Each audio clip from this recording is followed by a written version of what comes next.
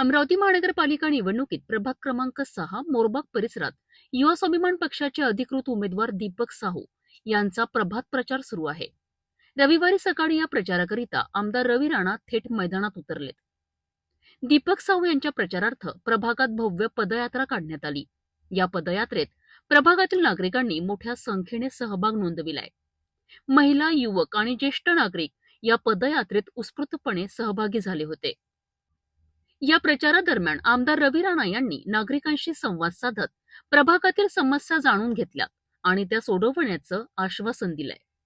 युवा स्वाभिमान पक्षाचे उमेदवार दीपक साहू यांनीही प्रभागाच्या सर्वांगीण विकासाकरिता कटिबद्ध असल्याचं सांगितलंय.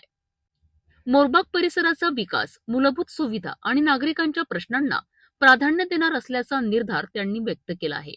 या प्रभात प्रचारामुळे प्रभाग क्रमांक 6 मध्ये युवा स्वाभिमान पक्षाची ताकद वाढत असल्याचं स्पष्टपणे दिसून येत आहे.